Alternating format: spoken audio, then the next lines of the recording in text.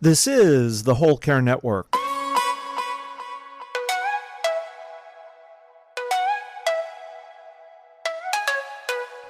Helping you tell your story one podcast at a time.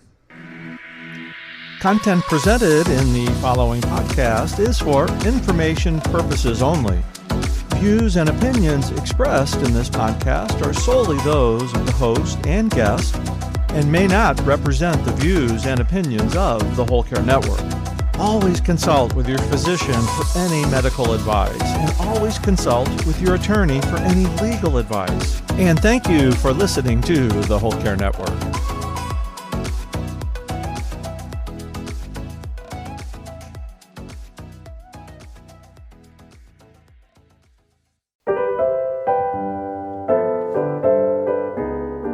Welcome, my beautiful friend. This is A Time to Care, the Caregivers Podcast, and I'm Isabel Melgarejo, your host.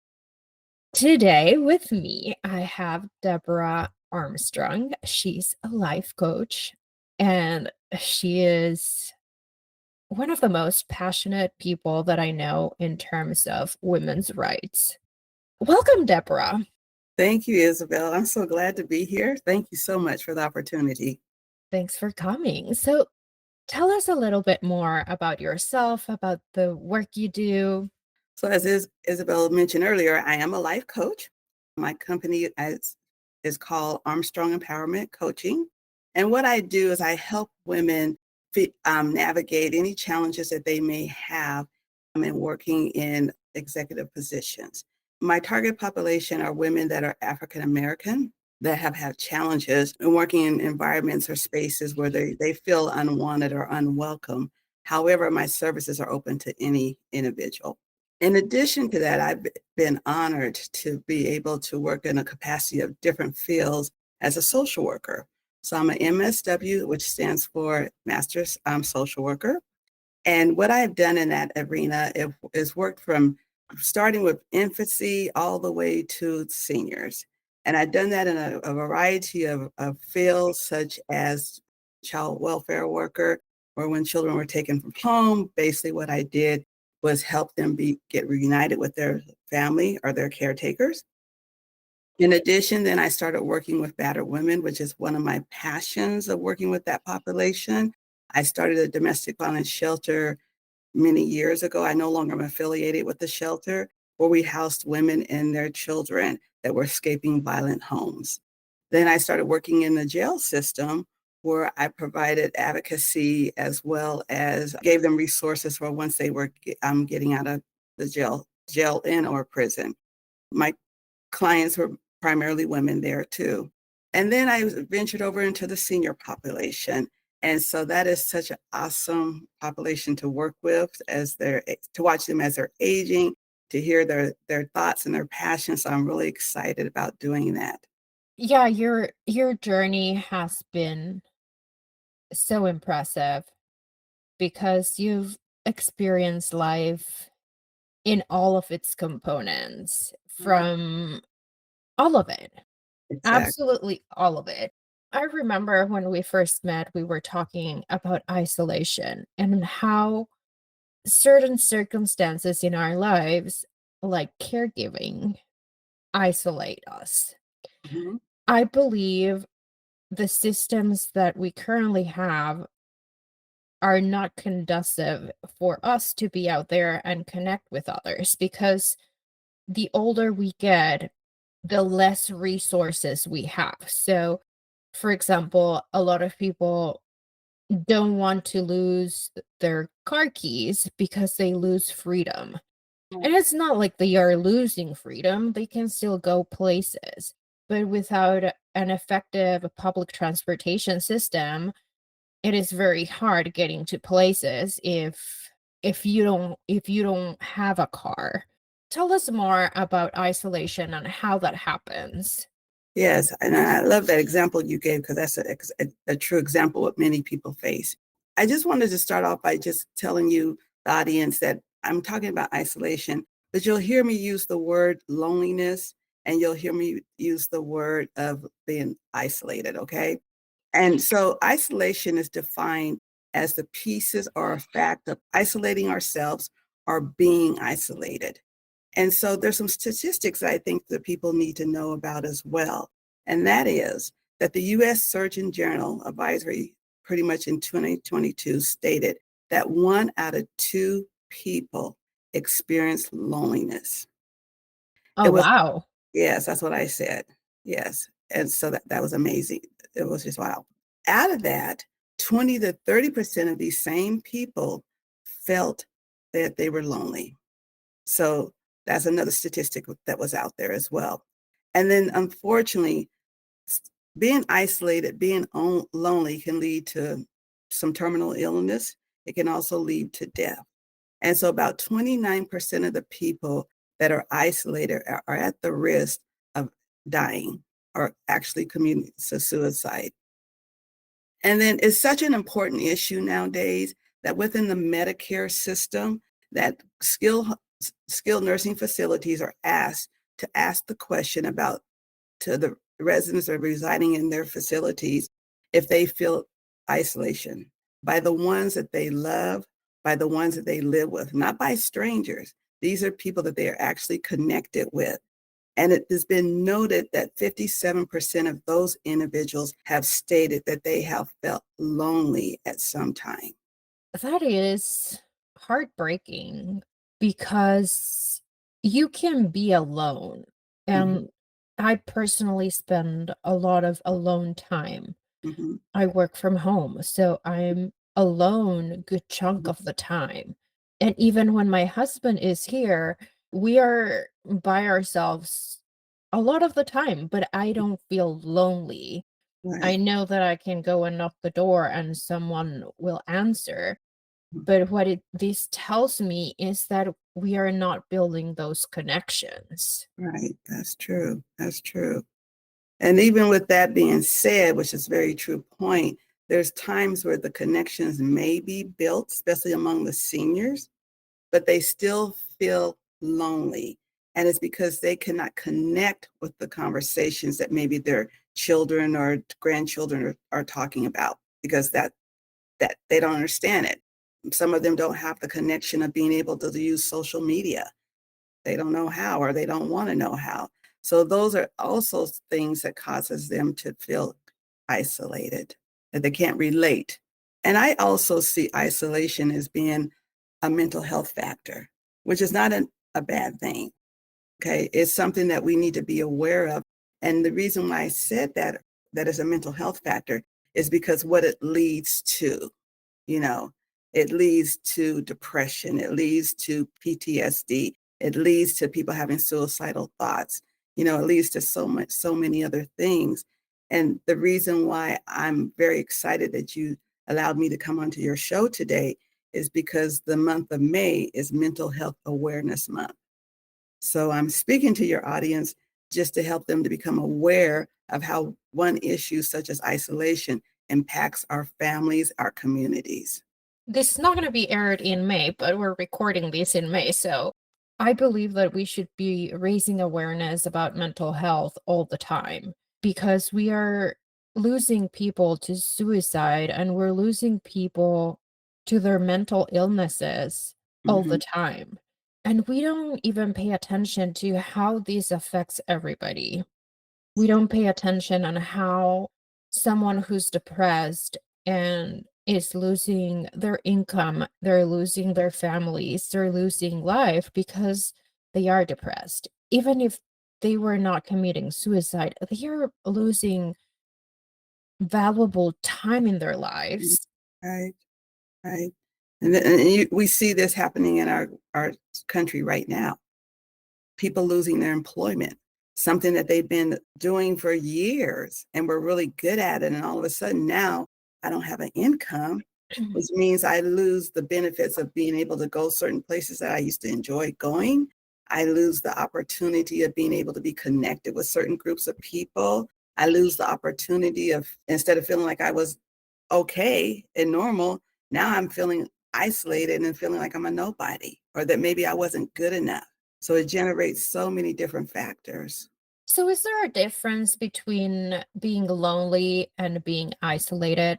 There is a slight difference between the two, but not enough to really say that there's a difference. Because usually being lonely, when you're isolated, loneliness is just one of the factors of it. So, which other factors would play into being lonely? Okay, so there's several of them. Okay, and so these are factors such as traumatic events, being involved anywhere from being a victim of child abuse to being a victim of domestic violence to being raped to being racism. All of those are things that causes people to feel isolated. Then there's living in communities such as small communities where there's not a whole lot of outlet space out there where you can go and enjoy and do things like living in a big city. You have so much more where you can go to plays, you can go to games, you just could go so much. You can travel, you have the vehicles and things like that. Or if you live in a small community, your next city next town may be 60 miles away.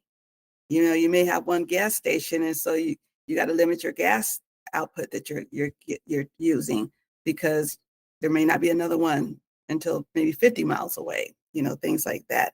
And then, of course, there's the ageism, which I spoke about earlier. And then there's interpersonal feelings. Some people just have the feeling that I'm not good enough.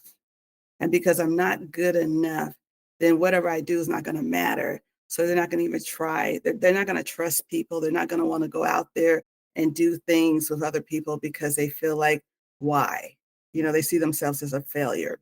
And then economics play a big part of it as well. That cuts our resources. People feel like, okay, I can't buy my best friend over here a birthday present because I don't have the money to do so, or I don't have the money to go out to her party. And so therefore they feel reserved, they feel isolated, and they stay in their world because they don't want to be viewed as someone that can't afford their best friend a gift. But I think the biggest factor that we as Americans and the whole world, to be honest with you, have faced was COVID. COVID taught Mhm. every single one of us how to be isolated. We didn't choose it. We didn't like it, but it just happened. And it caught all of us in a wave of shock to the point that not only was COVID a disease that was hurting a lot of people, ending up in the hospital. People were seeing things such as people unfortunately passing away because of the disease. And then we noticed that COVID taught us, stay in your house. Don't go grocery shopping. Wear a mask. Don't show your face. Be careful who you talk to. Don't go visit your loved one in the hospital. It taught us stay away from family, stop family reunions and family activities. It taught us so much. But I think what COVID taught me the most is I have a grandson. He was about 7 years old when COVID hit. And so they got out of school, as you may know, quickly. So they didn't finish their school year. And then they didn't go to school the following year until later on. And so when my grandson went to school, his first day of returning back to school was actually a virtual classroom. And what I noticed is how the kids in his class were so excited to see one another because they hadn't seen each other in months. All they did was talk about what they did do or what they didn't do, what they liked, what they didn't like. And these are kids that are in elementary school. And so I was just noticing how chitty chatty they were. And I also noticed how the teacher lost control because she was trying to teach the class and she was unable to because they would not be silent and talking to each other.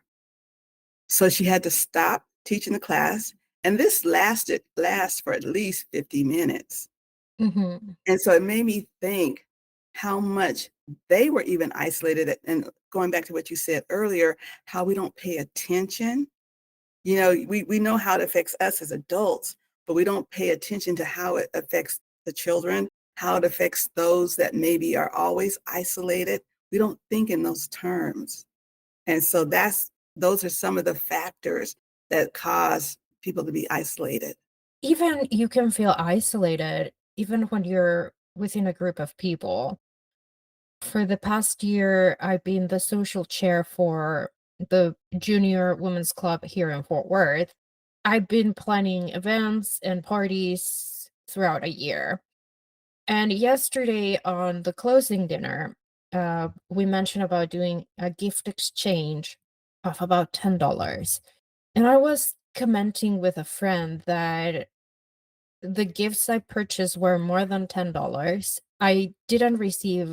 I gave more gifts of the ones that I received. So there were people that didn't receive who didn't bring anything. And I was telling her, like, I feel bad because I went the extra mile. I Mhm. put more money. I bought everyone something different. I bought every person something that I feel that would be a good gift for them. So I took all these additional steps and Mhm. considerations when gifting something to somebody. As we were saying earlier today, I'm a grown-up woman, I can deal with that. But when you keep adding those things into your life, that can definitely add into a lot of bitterness, a lot of isolation, a Mhm. lot of feeling lonely. Right, that's true. I agree with you. I've been there myself too, where I felt isolated by many people. And to be honest with you, speaking from an African American woman, this is something that myself and my race has felt for many, many years isolated. Mhm. And it all goes back to what I mentioned earlier, and that is that you're not good enough. You don't look the right way. You don't talk the right way. You don't wear the right clothes. You don't wear the right hairstyle. You are abandoned. I remember being in meetings where they would ask a question and I would raise my hand wanting to answer. And many times I wasn't even called on. You know, when I started the shelter program and I was trying to get funding from somebody, I recall going to the place where um, I was the only one that was asked what was the credentials of my staff. I was the only African American woman up there or African American human being up there that was asked that. No one else was asked that question. Obviously, racism brings a lot of that Mhm. because you're putting people in a different box Mhm. and making them believe that they or feel that they don't belong. And I think that happens with ageism, sexism, all the isms. You're Mhm. putting people in another box and wanting them feel that they don't belong. And I can't say I've ever experienced racism because I haven't.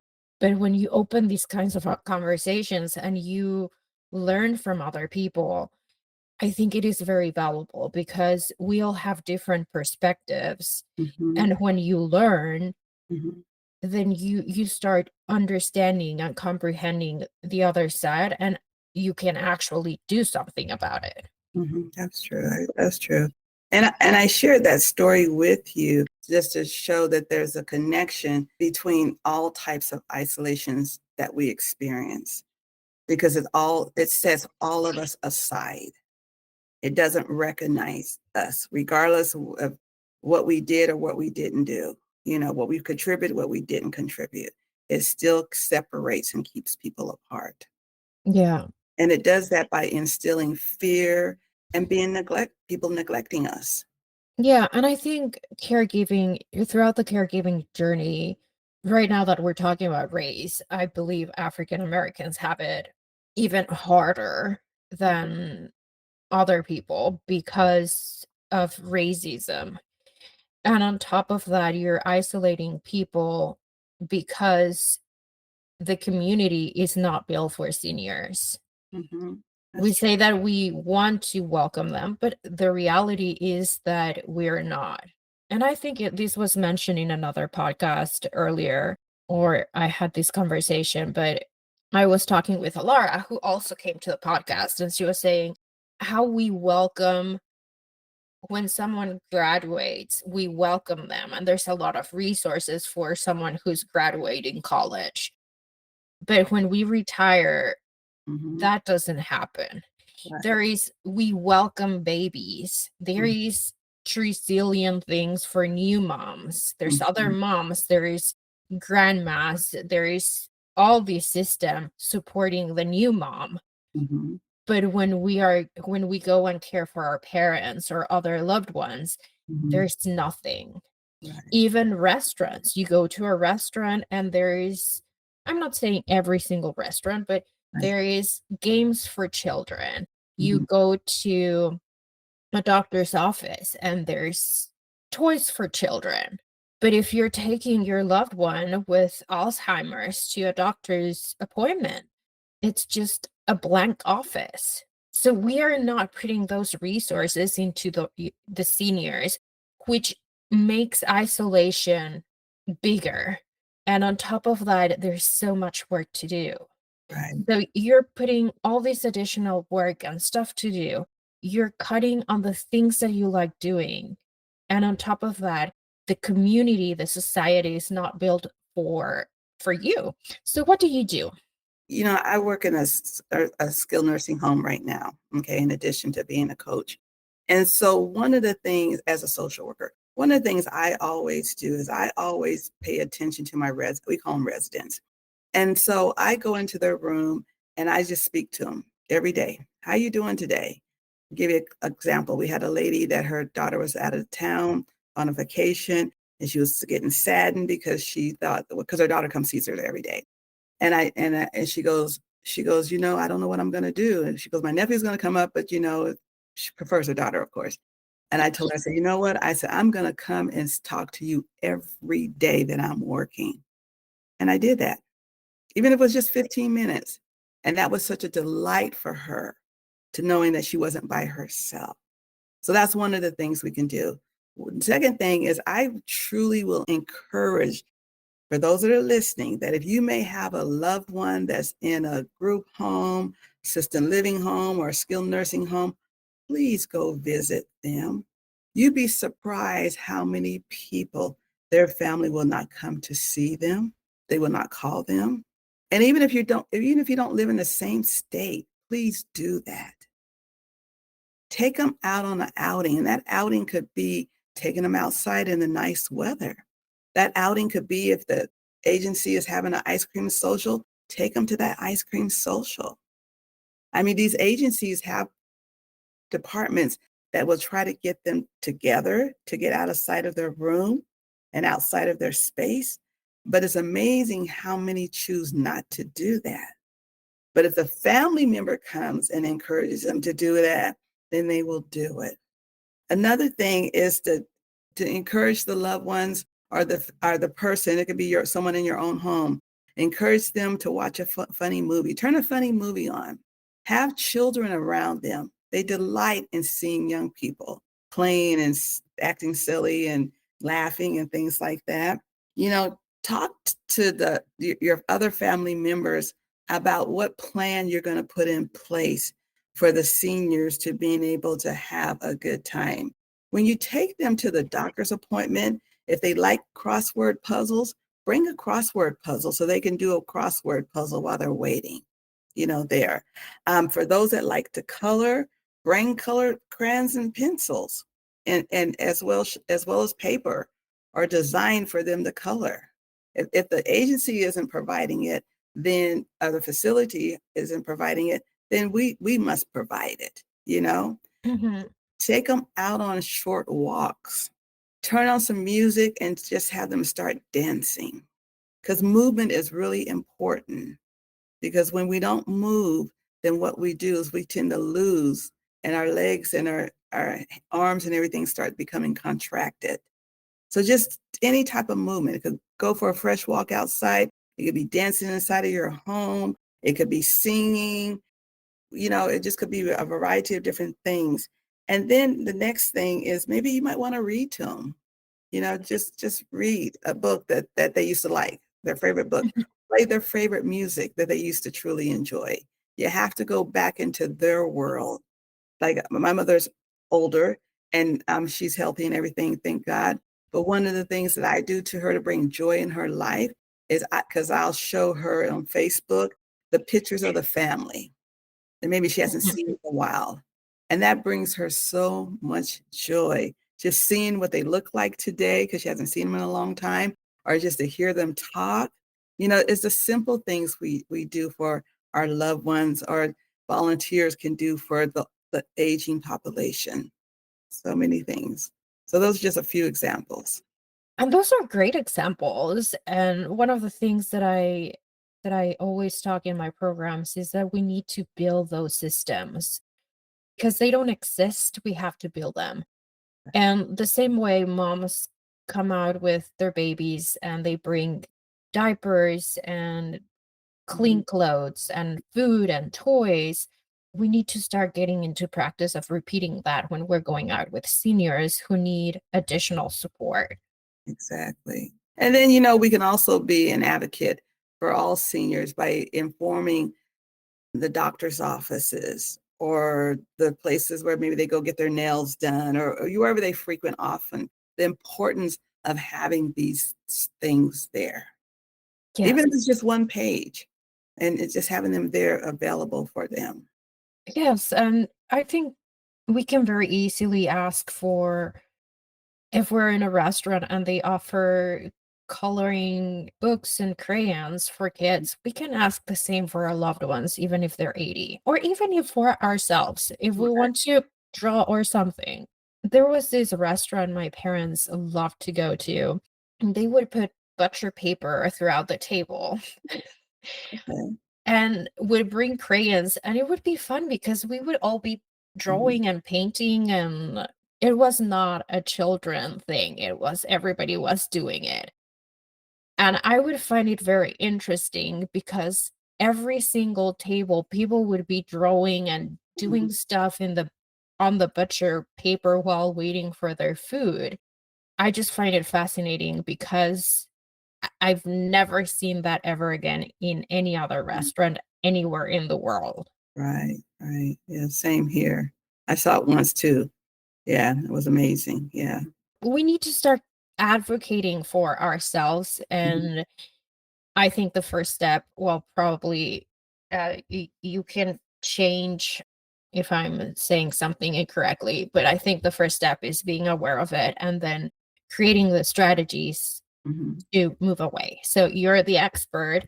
So if people want to avoid isolation, they Mhm. should come to you. Yes, I can definitely help with that. And the way that they can reach me is I'm on social media under Deborah Armstrong, MSW. So yes, you can reach me on social media. And Okay. your email, we're going to put everything in the show notes. So is there anything else you want to share with us today? I want to share basically people recognize and remember us not by what we say, but what we do. So Mhm. show everybody a friendly smile. Encourage everybody to know that they're better than what they think they are. Spend a few minutes of your time just listening to them. They're not asking you to fix them. They're asking you to listen. Well, thank you so much for joining us today. It was a delight talking with you. Thank you. I enjoyed it very much. You take care of yourself.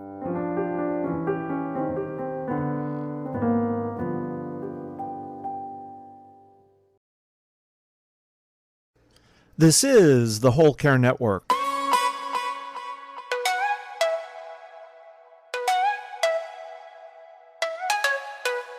Helping you tell your story one podcast at a time.